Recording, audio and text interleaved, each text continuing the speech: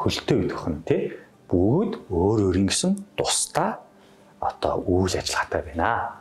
Тэр компаниар дамжуулаад хувьцааны зах зээл дээр одоо ХХК компани буюу хариуцлагатай хязгаарлалтанд хариуцлагатай компани байсан бол ХК буюу хувьцат компани болж болдог. Яаж болох вэ гэхээр Android-ийн тусламжтайгаар болдог байна. Хэрвээ таны компани хөрөнгөний зах зээл дээр гарыг гэж бодож байгаа говь ч юм уу, апу ч юм уу ийм компанитай адилхан болъё. Бусдад олон нийтэд өөрийнхөө хөрөнгөө зарах гэж байгаа бол тийм хүн бол 2021 оны хувьд бол 13-аас 15 буюу нөгөө хуучин хадгаламжийн хүүтэй арай адилхан болсон байна.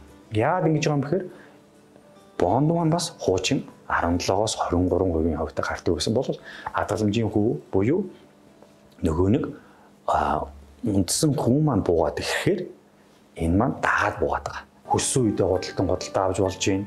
Инфляцаас мөнгөө хамгаалж болж байна. Инфляц гэдэг маань мөнгө бол нийлэлтээс хамаарат яагаад тэгэхээр банк маань бол мөнгийг байнга жил болгон нэмж идэг, шинээр зарж идэг болохоор жил болгон буюу жил болгоны ногдол ашигыг манай хувьцаа цэгийн ногдол ашиг гэдэг хуудаснаас авах боломжтой. Энэ дээр бол одоо юу гэдгийг сүүгийн хувьцаа, апугийн хувьцаа ямар шийдвэрээр хийцээ